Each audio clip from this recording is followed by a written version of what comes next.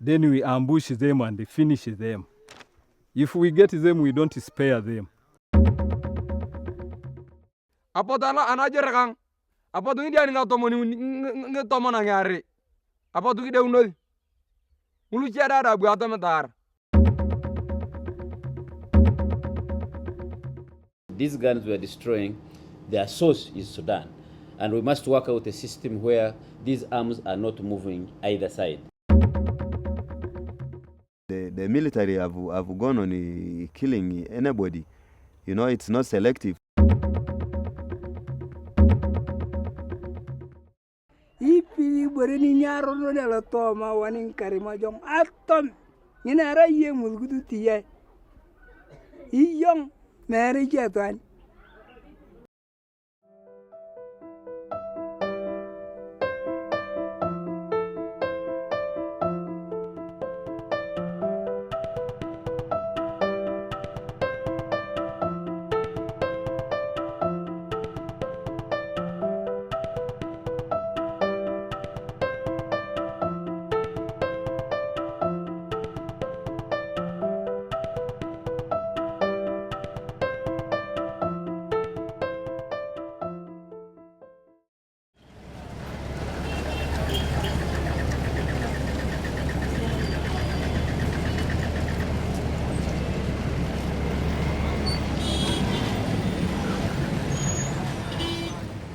At the heart of Africa, Uganda is also at the crossroads of one of the most troubled regions of the continent, with as neighbours Kenya to the east, Sudan to the north, and the Democratic Republic of Congo to the west.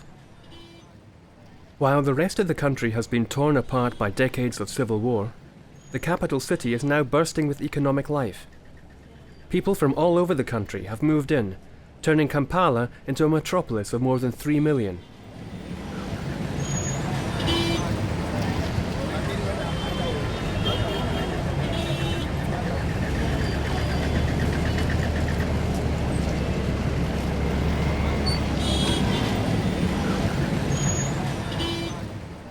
Uganda is, however, one of the poorest countries in the world.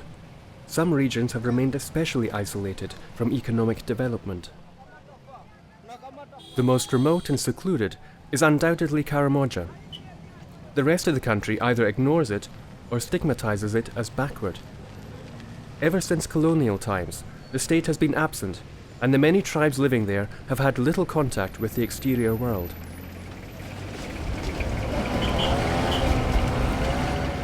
The few Karamojongs who have made their way to the Makerere University in Kampala are, however, still followed by the prejudice of other Ugandans. Pasca Nangiro Lote, one of the first higher educated individuals among the Tepet tribe, left Karamoja 4 years ago. Then it came down to the tribe where I come from. Then when I said I come from Karamoja, all the students said, what? They were asking, they were like, these are not Karamojongs.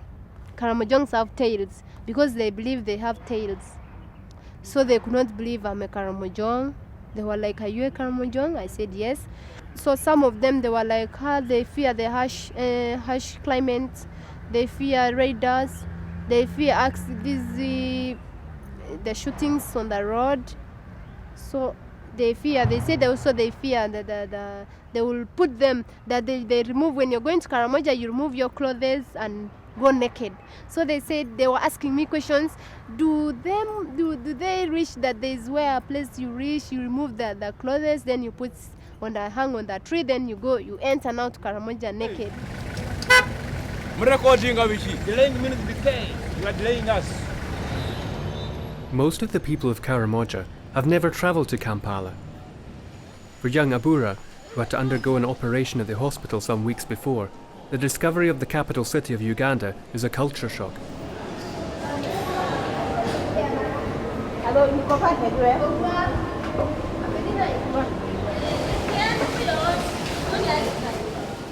At the commercial centre, she is exposed to the plentiful spectacle of modern life and mass consumption.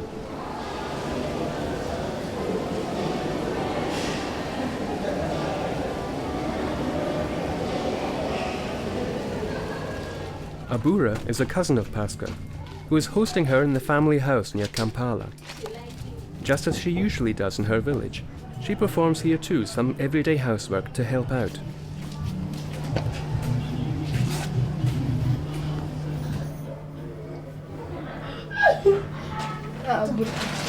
Abra, you never want to young. I never want to bala eat the balayonga. On get not young, I know we need. You have done a good macanti. Annie, I use that if we need you and get not young. do I need?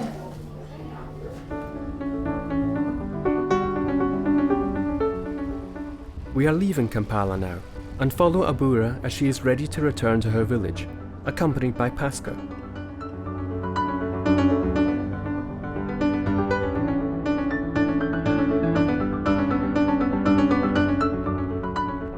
On our journey to Karamoja, Abura discovers the city of Mbale.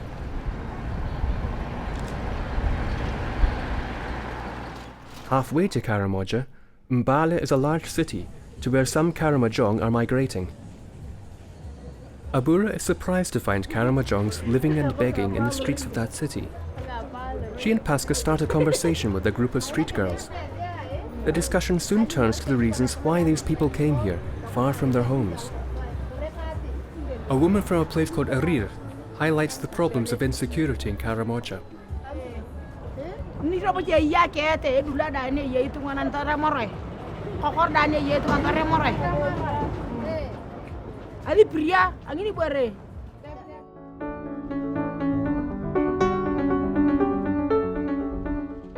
We move on and enter Karamoja. Since peace negotiations started in the north of the country, the UPDF, the Ugandan army, shifted its efforts towards Karamoja, and the military presence in the region stepped up significantly. There are regular patrols on the major roads in Karamoja to reduce the number of road ambushes, which have long been rampant in the region. For outsiders travelling in Karamoja, a military escort is required.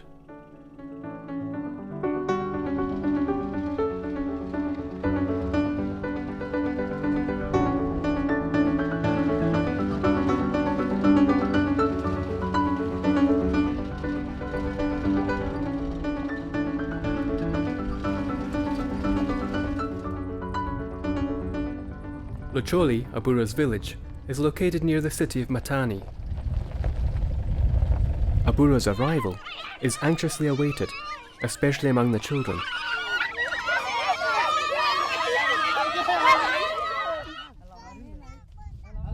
She introduces us to some of her young relatives.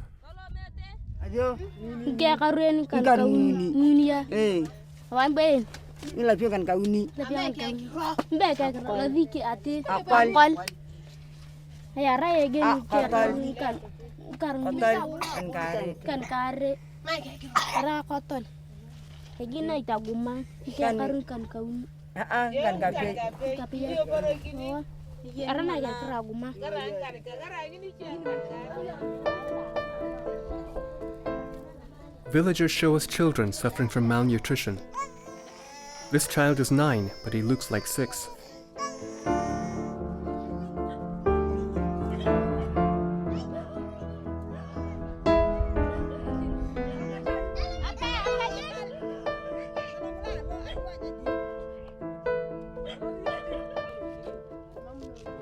We and Pasca offer to bring the children to the hospital at Matani, just outside their village. Over there, the World Food Programme is offering therapeutic feeding for malnourished children. The children are immediately registered and go through a first quick medical check.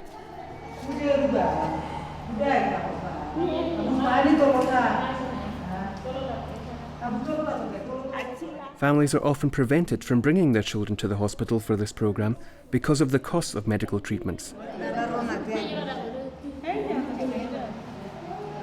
After the doctor will assess if they are having severe malnutrition, we shall send them to the nutrition unit.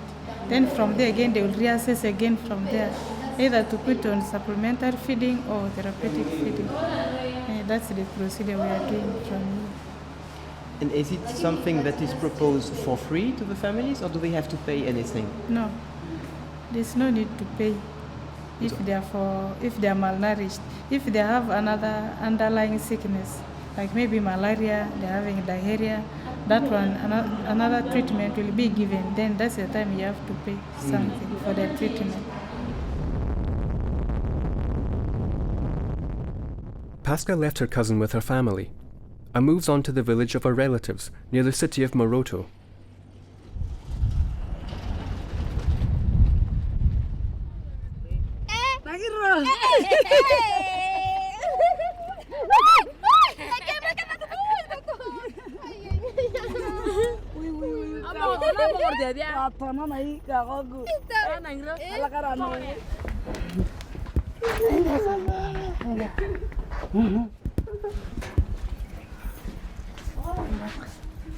Hey, Paula!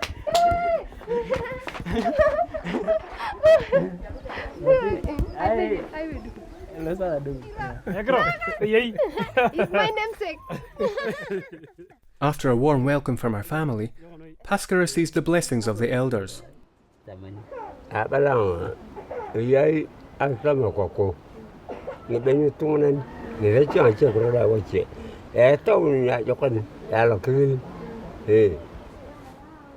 Pasca's return is celebrated with traditionally brewed sorghum beer. Among the communities of Karamoja, sharing is of great importance. Occasions for celebration are always turned into moments of bonding and exchange. This is my elder mom in the whole village.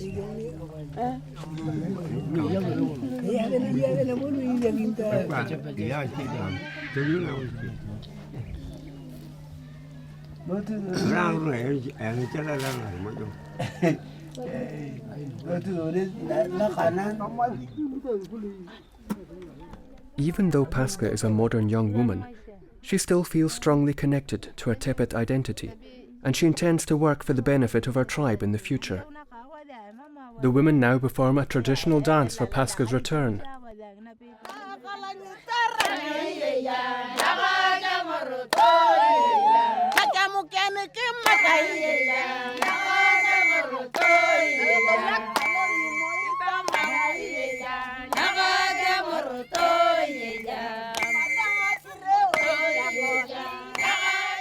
Culture in Karamoja is built around pastoralism, a traditional way of life.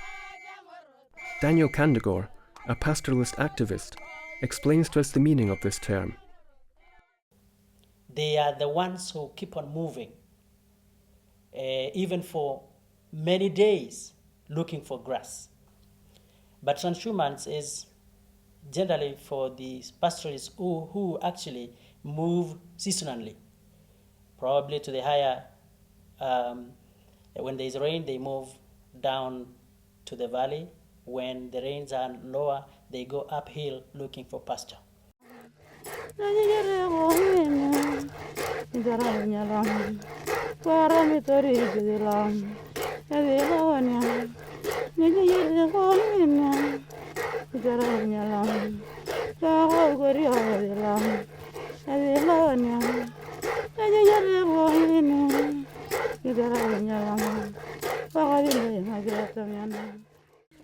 There are two different types of settlement in the Karimojong way of life. The Manyata is a permanent or long-term settlement where some of the community live all year round and where they practice subsistence agriculture.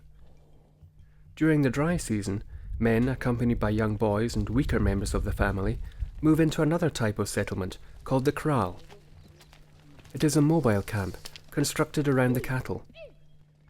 The pastoralists set up their kraal where they find the best grazing areas and water points. The traditional religion is still very present in the everyday practices of the kraal. Specific rituals are expected to bring rain and prosperity. We asked an elder woman about these rituals.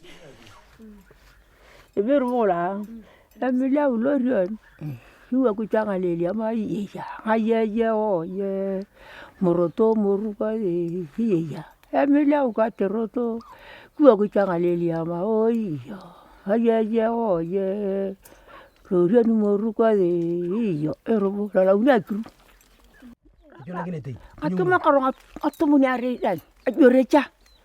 Kina na ro tokiri te kwa katikile. Mini kala te ke ro ne andela ari ko nguni fukutu ka kru. Le mona kara ulot.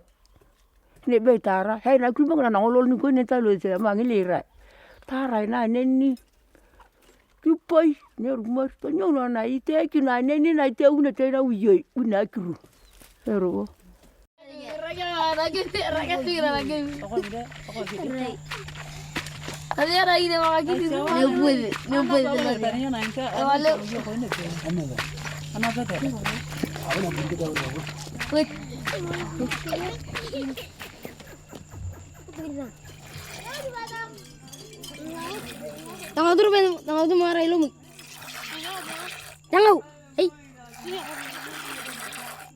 For children and other vulnerable individuals, the milk and sometimes the blood of the cow provides essential nutritional elements.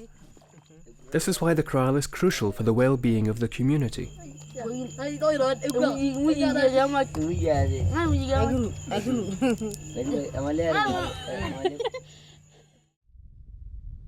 Karimojong pastoralists are also warriors. They traditionally fight for the cattle, even raiding other tribes. Aloto amana buneni aludi yang reme ngautuk ni aramuni ayang tarama tameke kari gitu toka wali ngautuk lu muneta tamawi praito lep ala kari no wi e ko abo moita parana bu gapu ni ngolo peina bo tarama nakang ani hariti moit akate nabo ichimiang alok nyakara ngakota itu anenyi ikona na gang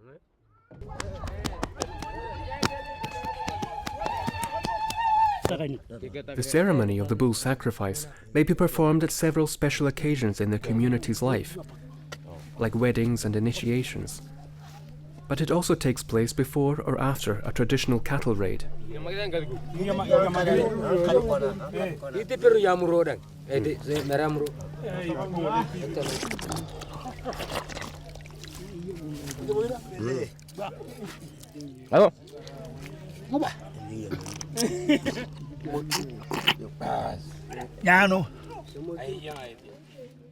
Cattle are central to the Karimojong way of life. They are the main provider of food and other products, such as skins and dung. A marriage is never really complete without an exchange of cattle as dowry. The size of the cattle herd is also the foremost sign of wealth and social ranking in Karamoja.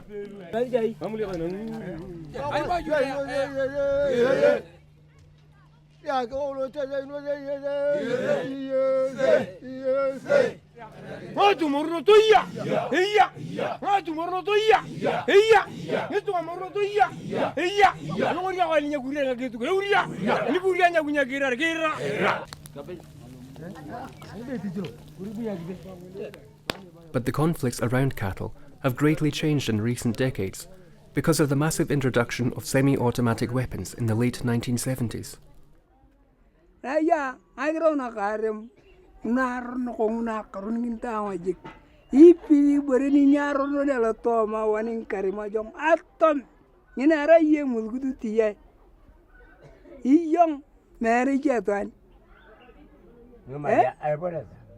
Era young.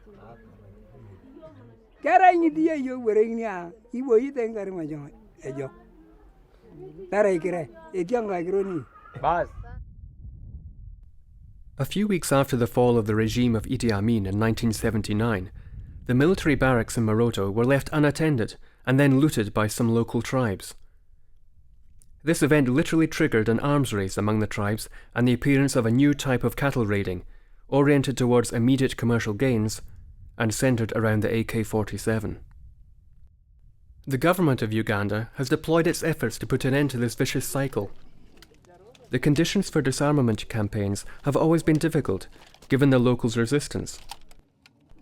The several campaigns initiated by the UPDF have been challenged, and disarmed tribes have had the opportunity to rearm themselves. Unprotected communities have become especially vulnerable and felt the need to ensure their self-defense. Today, the UPDF is trying to combine forceful with negotiated disarmament, in parallel with the implementation of a long-term government strategy for the development of Karamoja.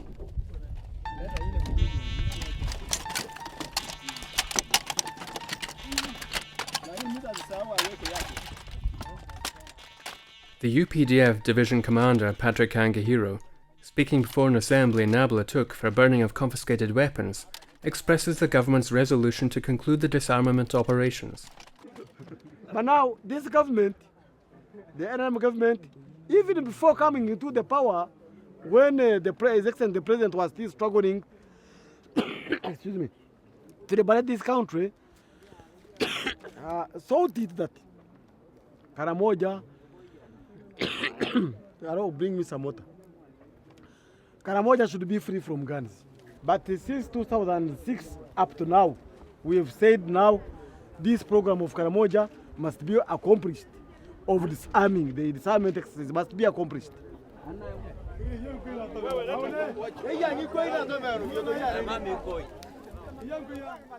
The presence of arms in Karamoja has historically been connected to international arms trafficking routes.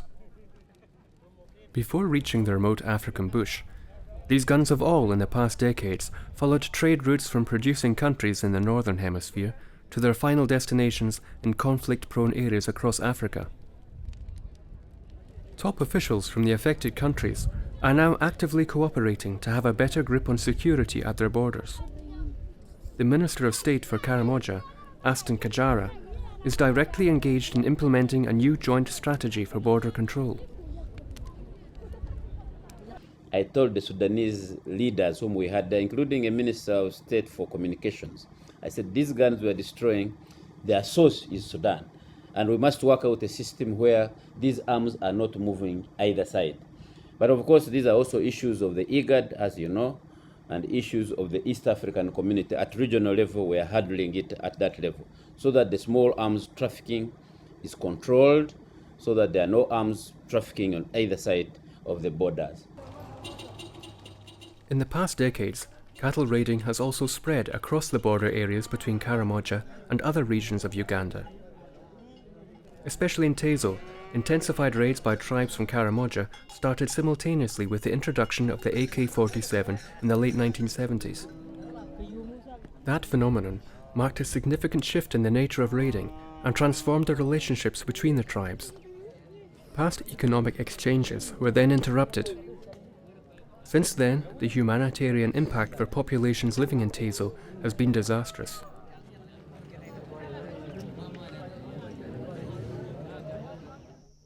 In the small village of Ngarium, in the district of Katakwi, many people lost all their cattle following the raids. One particular tragedy still haunts the minds of the villagers. It was on September 13th, 2001. They killed 17 people, including all the men, women, and even children. And on top of that also, they took cows, more than 500 cows. More than 500 cows. Yes. Some of the dead ones included, this was a married woman, Ikarut Makuleta. This one was a married woman, Ikarut Makuleta. The government has trained a special police force to protect these people, known as the ASTU, Anti-Stock Theft Units. Their mission is to prevent further raiding and recover stolen cattle, even deep into Karamoja. ASTU Commandant Rashid Kaga comments on the impact of his force's action. Our effort has been actually good. We have been recovering so many animals. We follow them up to Karamoja and they recover them. We bring them back here. But they sneak because they move at night. Then we ambush them and finish them. If we get them, we don't spare them. Because they are criminals, we don't deal with criminals. The only language these people hear is real confrontation. You confront them, gun to a gun. That's when you can manage them. They don't hear any other language apart from using force. Community members, NGOs, and international organizations have reported alleged human rights abuses by the Ugandan army. A witness tells about these allegations. The military have gone on killing anybody. You know, it's not selective. For example, sometimes during the exchange of fire, given the little knowledge the Karamojong have in fighting, they have always tried to overpower UPDF, most especially the infantry. So in such situations, they go on like using these automatic weapons like propeller bombs, and once those ones are sent in a village, I mean, it has always killed anybody who is there. The torture has been massive, and it cuts across the Karamoja region, and people have not been happy about it. But the whole general thing is, even after all this, UPDF is not readily accepting the torture aspect, and even the leaders themselves are not allowed to investigate on the way the people are being manhandled by the UPDF.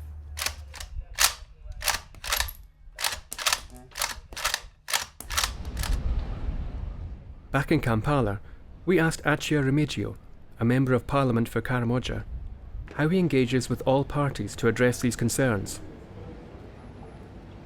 On the ground, when there are issues, like for example in the current disarmament, when there are some incidences where some elements within the UPDF have tended, when they go out to this cordon and such, to do some bad things to the local people. What I do is immediately to follow up that issue and get the people to bring evidence and get to invite their leaders, including the division commander, to come and listen from the horse's mouth what has happened.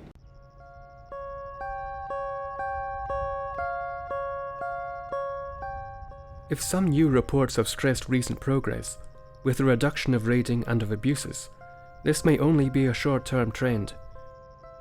The cross-border efforts against arms trafficking remain a crucial priority.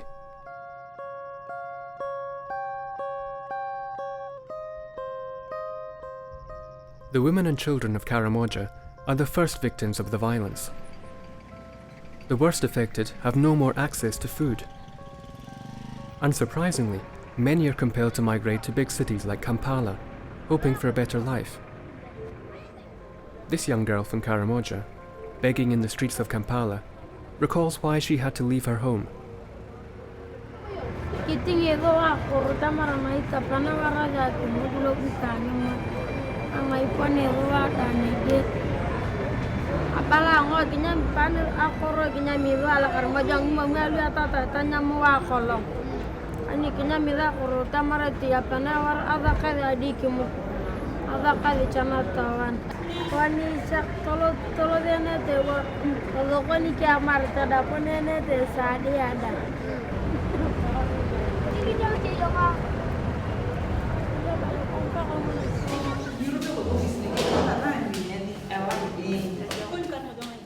A local NGO in Kampala has been set up to support the return of Karamojongs.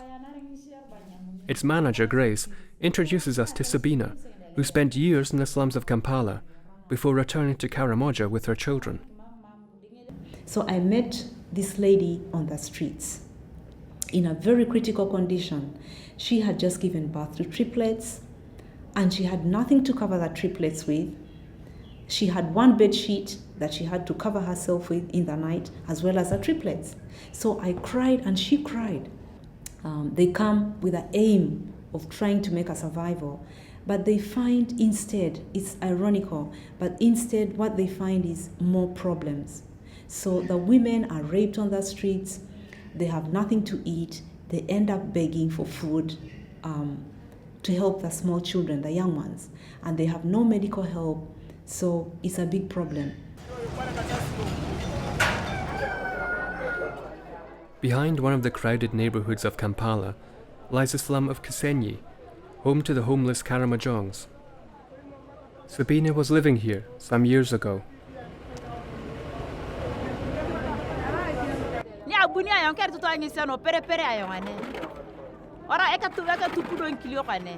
ora okongin idi ora ma ke dapa gaze anatonyen emuji na it ampa ka jokin tayo ni arangisa ngulu arokal to me kata kit ko na akro na ko na ni tete din Karimojong anege ara bore ri tuntingi ni pe awa dia ashana anut akoro ne yena kwa pa ko de.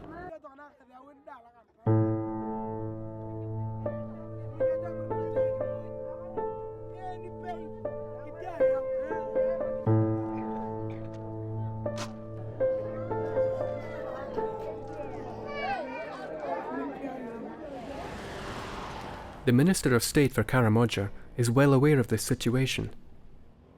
The government, of course, asked what I would do to make sure that these people are not on the streets, is for us to make Karamoja a better place to live in. That would be the benchmark. If you pacify Karamoja, these people will never come here.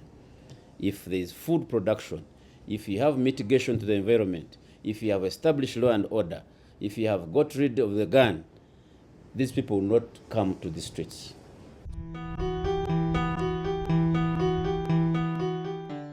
In the meantime, however, the people are already being forcefully resettled into Karamoja in camps like the one of Sabina, where she welcomes Grace a few days later. There is an urgent need for assistance in those resettlement camps. They are located on especially dry lands, far away from towns, water access, and any other services. In this camp, as is often the case, one finds mainly widows and only a few men. One of these women, Totoa David, complains about the place.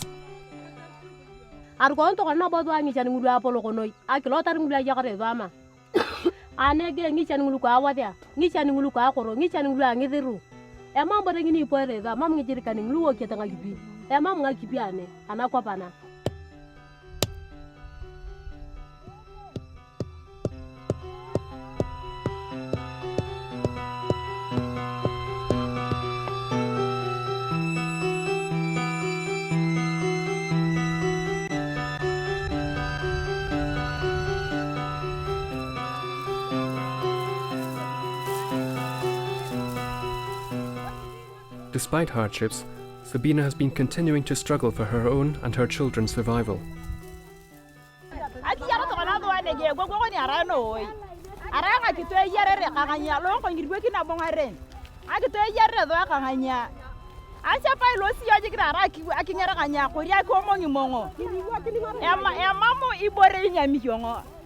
Apukana ma go da ngarakin aga on to kone karu loko shola ajonga apukana da ketan paka to kona er konta dan seni ara no woi ni ara noi ani krajek boni ara ki yara ko da nege ara gna pepelan ai ki yongna li baka ngi go rodo wa.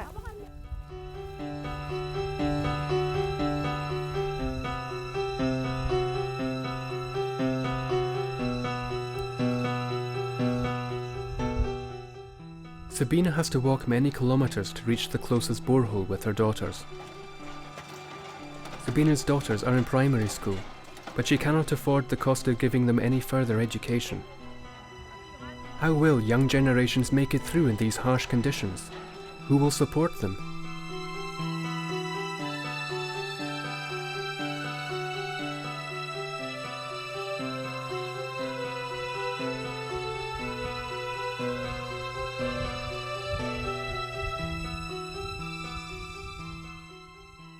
We asked Lamart Zwagstra, the expert for Karamoja at the European Commission's Humanitarian Office, about some of the root causes of the crisis in Karamoja. My experience is that the population increase, the demographic increase is the most horrendous impact on the whole on the whole situation. Since 1980, the population of Karamoja, according to Uganda census figures, has increased by 267%. Yeah? And this is huge. The demographic boom, together with the loss of cattle following raids, increases the vulnerability of communities such as Abura's village and Sabina's resettlement camp. People then rely on selling firewood and charcoal in order to make a living. They have to walk for hours to the towns where they sell their charcoal and firewood just to earn enough for a cup of flour or rice.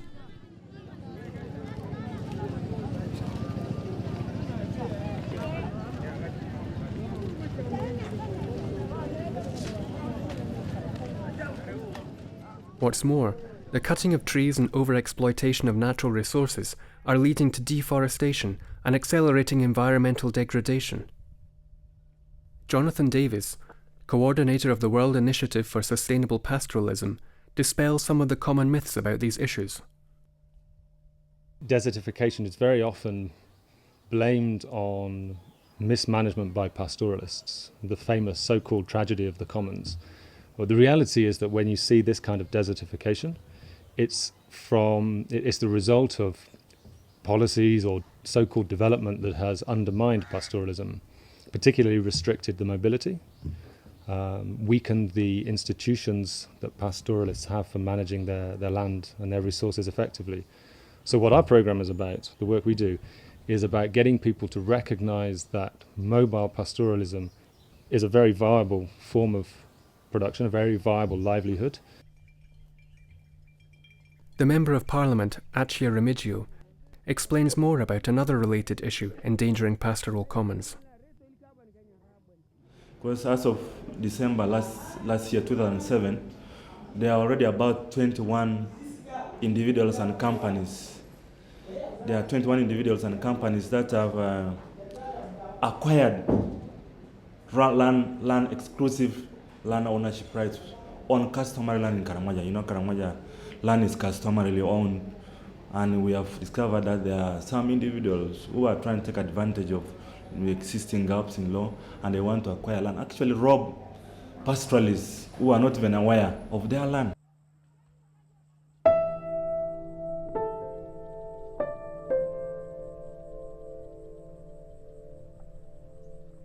Erosion is accelerating across Karamoja, and regional climate change is already having an impact. Dry seasons have become harsher than they were several decades ago. And on top of that, global climate change is expected to trigger profound transformations that will affect the people of Karamoja.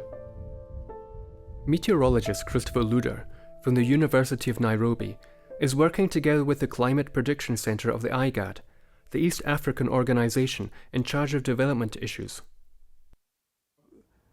When you compare the agricultural, those in the agricultural area and the pastoralists, you find that the climate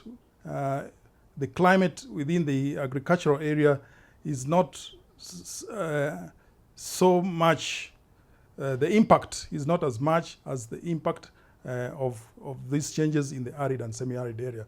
So the people living in the arid, semi-arid area are more impacted on this climate change than the people who are in the agricultural area, because they receive very little rainfall and the drought continues for a long time. And when the rains come, it's not enough. The high temperatures will completely evaporate the little rainfall that is already there. So the livestock may not get enough water for their animals. There will also not be enough water for the plants to grow, for the pastures to grow. So the people who are in the arid, semi-arid area are impacted much more than those within the agricultural areas. Karamoja is caught in a vicious cycle of unsustainable development.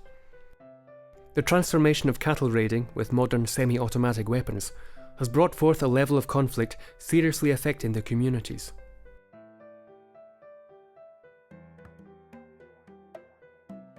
With a loss of animals for many households and a loss of mobility for all pastoralists, cattle herds can no longer move to many of the better grazing areas.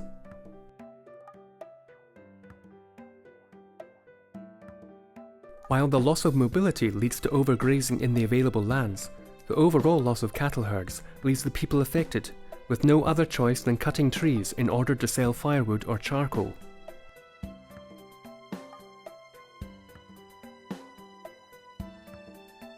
These practices lead to deforestation, erosion, and to a loss of fertility of the soil.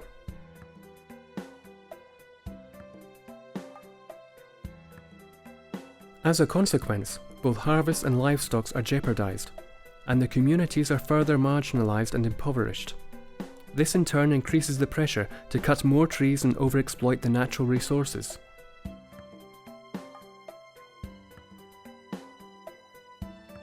This vicious cycle is worsened both by climate change and by the eventuality of further raiding by impoverished warriors, who will be eager to recover their lost cattle and wealth.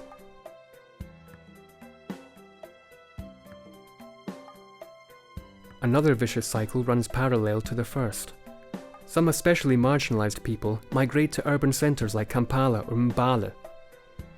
These migrants, given the low level of formal education in Karamoja, end up in the slums of big cities, where they are further marginalized.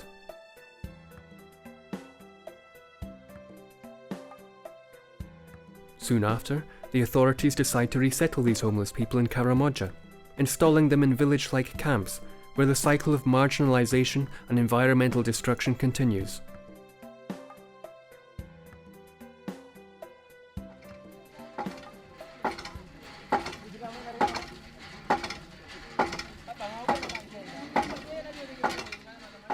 Communities that have retained their cattle and still have a nomadic pastoral lifestyle are actually better off than the communities that have lost their cattle and are sedentarized. Boreholes have been dug across the region with the aim of helping the communities, providing them with much needed water. But in the long term, the boreholes tend to fix the communities in one place, contributing to overgrazing, and they accelerate the depletion of the water table. The United Nations Humanitarian Coordinator for Uganda, Theophane Nikiema, describes how the UN is engaged in addressing the challenge of sustainable development in Karamoja. The UN support to Karamoja is part of what we call the humanitarian support so far. So therefore, right now what we do in consultation with the local authorities, we identify the needs and with our different partners, including the NGOs. Once these needs are identified, then we prepare what we call a cash appeal. We have what we call a cash appeal process, which is really a tool for analysis and and resource mobilization, so as we can support specific activities in Karamoja specifically as humanitarian actors. The United Nations World Food Programme is the most important international agency involved in the region.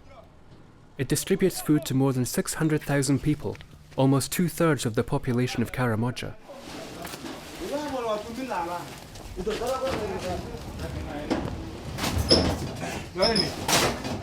We are taking to Matan, the place is Lukopoi. That's where we are trying to take the food. So we are taking it to this village, 26.5. The World Food Programme was actually one of the first agencies to operate in Karamoja, and it has been very active ever since the historical famine of 1980 that decimated 1/5 of the total population. For many years, the WFP was pretty much on its own working in Karamoja.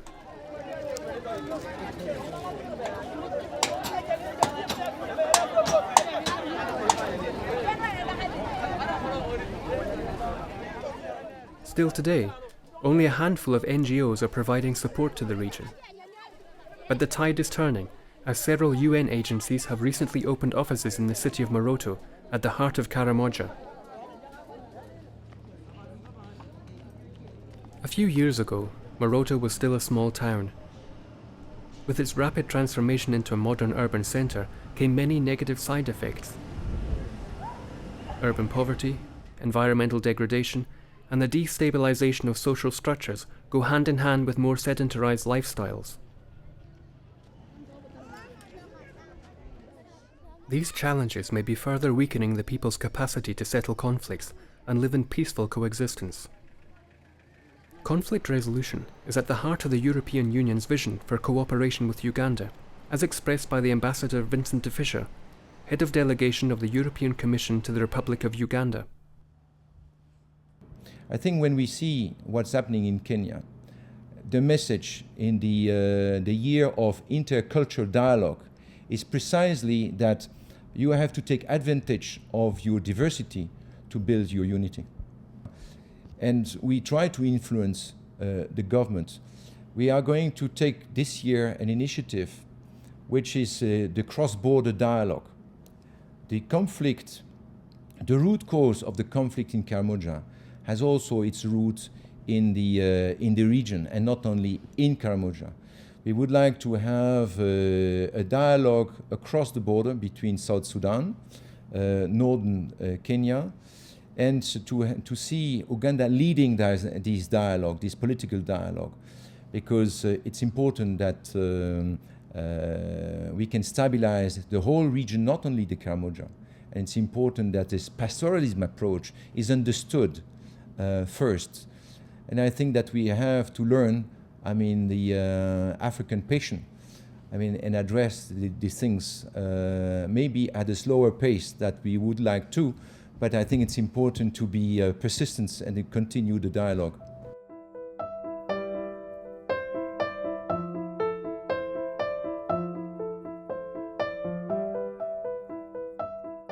There can be a sustainable future for Karamoja if violence is curbed and if the vicious cycles of unsustainable development are broken. How to envision the future for a sustainable pastoralism? How can East African states, the international community and NGOs work together to address people's concerns? Patrick Abongi, of the Katakwi Foundation, insists on the long-term benefits of genuine peace building. The gun cannot solve everything. The government does its part, deploy the anti-stock theft unit. It's fine, it's good to minimize, but peaceful means of resolving this conflict is the only way that works.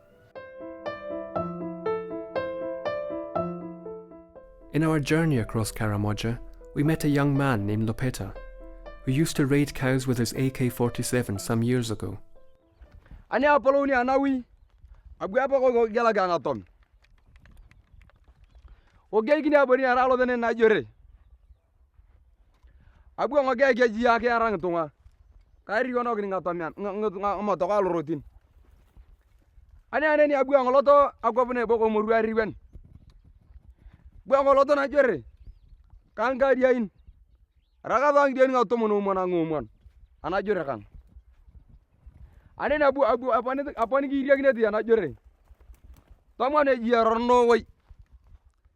Abu abang, kalau mau ruari wana mau ni agem, amala riaton.